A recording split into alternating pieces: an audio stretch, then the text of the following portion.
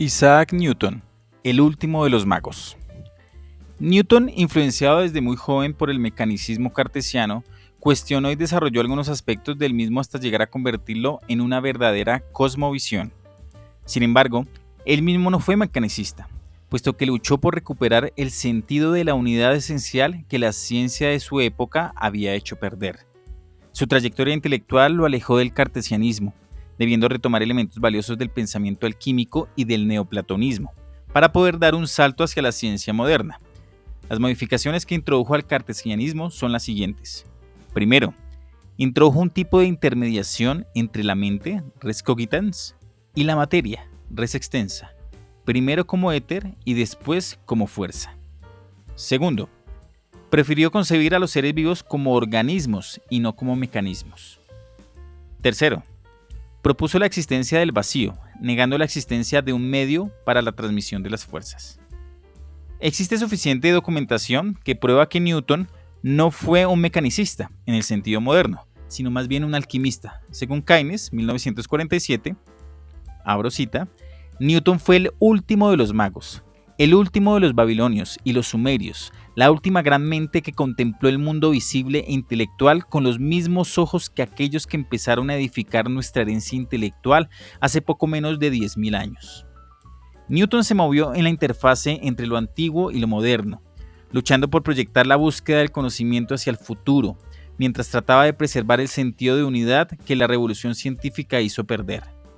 Para Newton, aunque el dualismo cartesiano podía justificarse epistemológicamente, era peligroso por cuanto podía conducir a lo que en efecto ocurrió, a considerarse como real u ontológico. En ese sentido, prefirió adoptar una forma de neoplatonismo donde todo depende en últimas de un único principio, Dios. Los principios activos son externos a la materia, que es esencialmente pasiva e inerte. De acuerdo con Dobbs, 1984, Newton entrevió los conceptos de materia corpuscular y de fuerza a través de la alquimia, influenciado por Boyle, quien había explicado la transmutación de los metales por medio de un proceso de maduración por calor. Newton propuso abrir los metales con el fin de sacarle su principio metálico, es decir, el mercurio filosófico, extracción que debería ser posible siempre y cuando la materia fuera corpuscular. La transmutación de los metales en oro sería factible si todos los cuerpos estuvieran constituidos por una materia común. Catholic Matter manifiesta en las partículas más pequeñas que exhiben diferentes formas, tamaño, movimiento y textura, dando lugar a las características y cualidades que distinguen al oro de la plata. Es decir, que un metal podría transformarse en otro debido a que comparten una materia común a todos ellos. Posteriormente, Newton postuló la existencia de una jerarquía interna de las partes y poros de las sustancias químicas, donde las partes más pequeñas serían los corpúsculos de los mecanicistas y en consecuencia las características sensibles o secundarias emergían de una estructura de mayor tamaño que atrapaba en sus poros interiores los principios activos de los aristotélicos. Esta idea de organización jerárquica no debe confundirse con nuestras moléculas, puesto que para Newton unos átomos estaban incluidos dentro de otros, dado que la materia presentaba huecos en los cuales cabían otros átomos porosos y así sucesivamente hasta llegar a la materia fundamental y universal sin poros. En esta organización jerárquica, las partes se mantenían justas por la acción de fuerzas, lo que significa afirmar que los poros no estaban vacíos, sino inundados por fuerzas.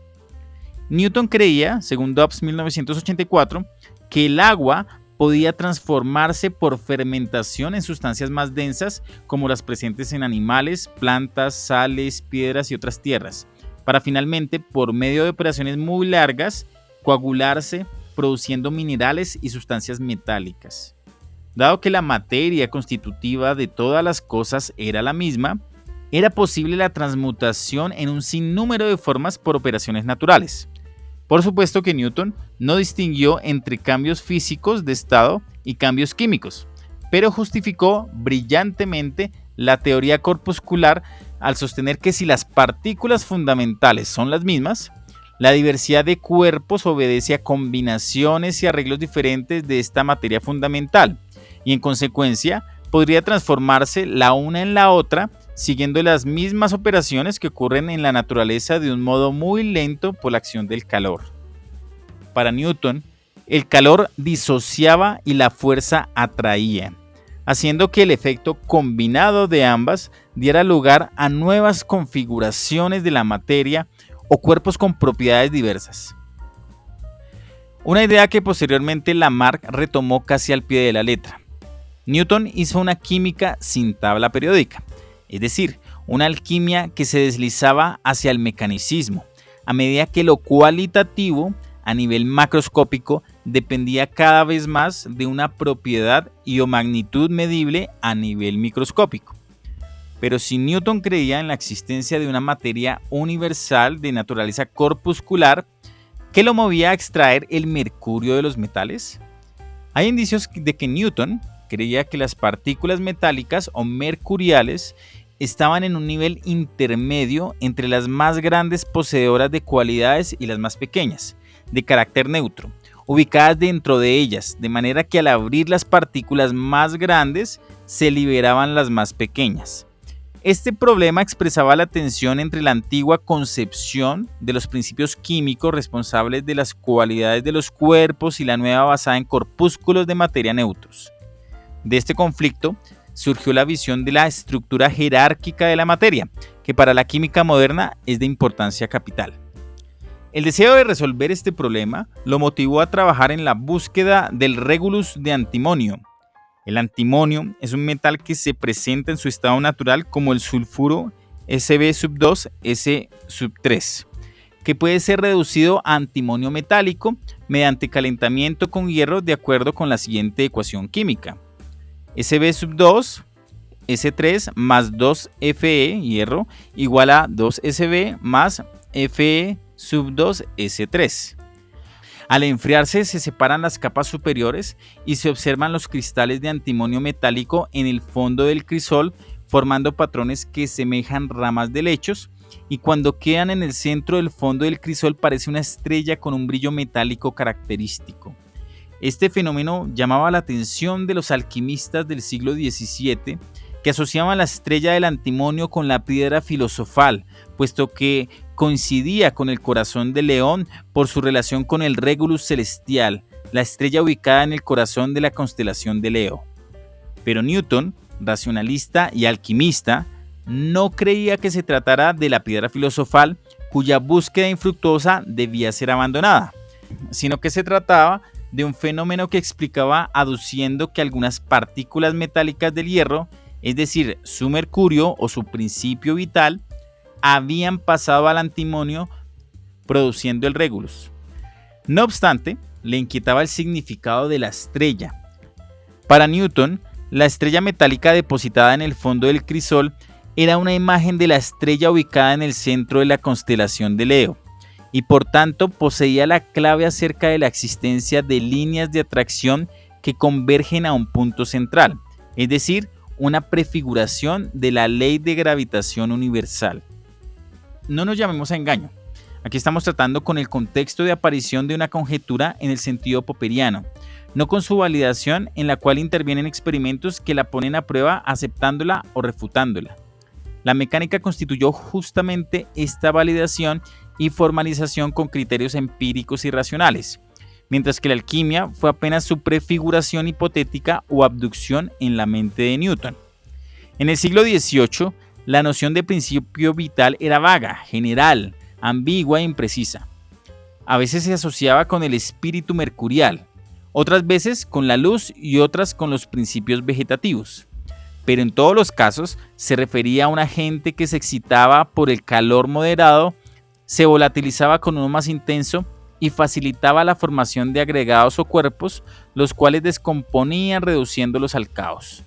Pero del caos, la descomposición, la putrefacción procedía a la generación. De acuerdo con Newton, la intensidad del movimiento que encontramos en el mundo disminuía constantemente y por tanto se necesitaban los principios activos para conservarlo y reactivarlo. El principio activo vital explicaba la gravedad y no a la inversa. Este principio impedía que los cuerpos de la Tierra, de los planetas, de los cometas, del Sol y de todas las cosas se enfriaran y congelaran, tornándose en masas inactivas. Sin el principio vital, todos los procesos de putrefacción, generación, vegetación y vida en general se detendrían, a la vez que los planetas y cometas se saldrían de sus órbitas. La vida tenía un lugar central en el universo y se explicaba por los mismos principios que explicaban la naturaleza de las fuerzas gravitatorias y mecánicas. Para Newton era inconcebible la idea de reducir los fenómenos de la vida a causas mecánicas, y en consecuencia proponía que las fuerzas mecánicas y la vida deberían explicarse por los mismos principios. Newton identificó el principio vital, espíritu vegetativo, con la luz. Newton, 1674. Abro comillas. Este espíritu es tal vez el cuerpo de la luz porque ambos poseen un prodigioso principio activo. Ambos son trabajadores perpetuos, porque todas las cosas pueden emitir luz por calentamiento. La misma causa, el calor, extingue también el principio vital. Es concordante con la sabiduría infinita el no multiplicar las causas sin necesidad. Ningún calor es tan placentero y tan brillante como el del sol. La luz y el calor tienen una mutua dependencia entre sí, y no hay generación sin calor. El calor es una condición necesaria para la luz y la vegetación. El calor excita la luz y la luz excita el calor. El calor excita el principio vegetativo y esto aumenta el calor. Ninguna sustancia permea todas las cosas tan indiferentemente, tan sutilmente, tan rápidamente como la luz, y ningún espíritu explora los cuerpos tan sutilmente, tan penetrantemente y rápidamente como el espíritu vegetativo. Cierro comillas. Newton revisó la separación cartesiana entre materia y espíritu, introduciendo el éter, en reemplazo del aire mediador de los neoplatónicos, y le atribuyó una naturaleza material no espiritual. El éter era una diversidad de espíritus etéreos, efluvios eléctricos y magnéticos, un principio gravitatorio, cuya materialidad lo acercaba a la materia universal a partir de la cual todas las cosas se generan. El éter correspondía al principio mediador que tenía un tamaño intermedio entre las partículas más grandes y las más pequeñas. En 1675, Newton explica mecánicamente la gravedad por la presión de la lluvia de éter o por choque o contacto directo entre partículas. Pero para explicar la caída de las partículas materiales del éter hacia abajo, se recurría al impacto de innumerables partículas de materia más sutiles que el éter y así sucesivamente. Las partículas más sutiles eran empujadas por otras mucho más sutiles, etc. El rechazo a este modo de razonar por regresión al infinito lo indujo a aceptar que el éter no debería existir. Un triunfo de la razón. Pero ¿cuál era la alternativa? Aceptar que la atracción y repulsión se ejercían a distancia sin impacto o contacto directo. Paradójicamente, se regresa a algo mágico, la acción a distancia que desafiaba toda explicación racional. Desde entonces Newton postuló fuerzas o principios activos por medio de los cuales las partículas de materia interactuaban a distancia a través del espacio, rompiendo con la filosofía mecánica cartesiana. Abro paréntesis. Lo que hemos dicho hasta ahora sobre estas fuerzas parecerá más lógico si se considera que las partes de los cuerpos verdaderamente se unen entre sí y que partículas distantes pueden ser impelidas unas a otras por las mismas causas que se unen entre sí. No defino la forma de la atracción, sino que en términos ordinarios llamo fuerzas atractivas a aquellas por las cuales los cuerpos son impelidos unos a otros, se unen y adhieren entre sí, cualesquiera que sean las causas. Newton citado en Westphal 2000. Para explicar la repulsión de los cuerpos dice, abro paréntesis, o puede ser que la naturaleza de los cuerpos no solo tenga un núcleo duro e impenetrable, sino también una esfera circundante de materia extraordinariamente fluida y tenue que admita con dificultad la penetración de otros cuerpos. El hermafrodita alquímico, sulfuro rodeado de su mercurio, ofrecía un modelo de interpretación de una propiedad universal según la cual todos los cuerpos actúan unos sobre otros a distancia. Cierro paréntesis, Westphal 2000. Tenemos que el concepto newtoniano de fuerzas de acción ejercidas entre las partículas se derivó de la química. Según Westphal 2000, Newton en 1680 trabajó la dinámica de las órbitas planetarias aplicando la idea de la atracción química al cosmos. Las fuerzas newtonianas fueron inicialmente equiparadas a las afinidades ocultas de la alquimia y por tanto rechazadas por las mentes racionalistas. Newton regresó al espíritu medieval y sin embargo logró convertirse en el exponente por excelencia de la revolución científica. Su gran acierto fue el haber concedido a las fuerzas un estatus ontológico equivalente al de la materia y al movimiento, una vez que había mostrado que podían medirse y cuantificarse. Desde entonces, las fuerzas newtonianas se convirtieron en el principal agente de la naturaleza, actuando en todo lugar y momento, uniendo los planetas y las estrellas en un todo vibrante, al igual que en el mundo microscópico ubicado en el interior de la materia. De esta manera, se consumó el matrimonio entre alquimia y mecanicismo que hizo posible el nacimiento de la ciencia moderna. Newton dio una interpretación mecánica del aire neoplatónico, sustituyéndolo por el concepto de fuerza. La atracción gravitacional aparece como una modificación de la metáfora química en cuanto se refiere al hecho de que está en la naturaleza de las cosas el atraer a otras. La causa de la gravedad habría que buscarla en un agente que actúa constantemente según ciertas leyes, intermediario espiritual entre Dios y el mundo. El principio vital permitía la existencia y el orden.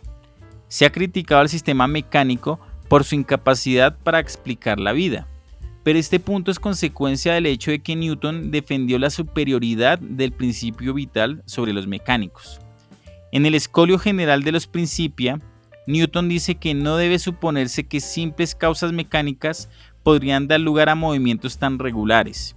En otras palabras, los procesos que explican la dinámica y organización de los seres vivos deberían arrojar claves para entender los fenómenos físicos y no la inversa. Abro paréntesis. Existe, por tanto, además de los cambios sensibles que ocurren en la textura de la materia gruesa, una manera más sutil, secreta y noble de trabajar en todos los vegetales que hace sus productos distintos de todos los demás, y el asiento inmediato de estas operaciones no es todo el volumen de la materia, sino una porción sutil e inimaginablemente pequeña de materia difundida a través de la masa, de la cual, si fuese separada, no quedaría sino tierra muerta e inactiva. Y esto ocurre en los vegetales que son privados de su virtud vegetativa por un pequeño exceso de calor que volatiliza el tierno espíritu o al menos lo corrompe, mientras que aquellas operaciones que dependen solo de la textura de la materia gruesa, como aquellas con las que trabajaba la química común, no reciben ningún daño por calores mucho más fuertes. Newton 1674 en Granés 2005. Cierro paréntesis.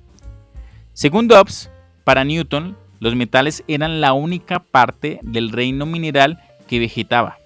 Los otros minerales se formaron mecánicamente. Los metales estaban imbuidos por un espíritu vital, que es el agente por el cual Dios ejerce su providencial cuidado entre los átomos.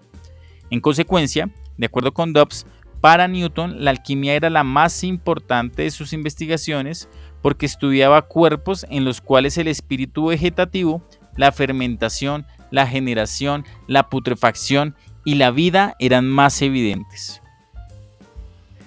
Newton restringió el término vegetación únicamente a los procesos en que intervienen la vida y los metales, porque en los procesos vitales y en las transmutaciones metálicas estaba presente la mano de Dios, que se manifiesta en una variedad sin límite de formas vivas. Por último, Newton formuló en Cuestiones de óptica 1717 preguntas que han resurgido reiteradamente a lo largo de la historia del pensamiento evolutivo. Abro paréntesis. ¿Cómo es que los cuerpos de los animales están ingeniados con tanto arte y qué finalidad tienen sus diversas partes? ¿Acaso el ojo ha sido ingeniado sin pericia en óptica y el oído sin conocimiento de los sonidos? ¿Cómo se siguen de la voluntad los movimientos del cuerpo y de dónde surgen los instintos de los animales?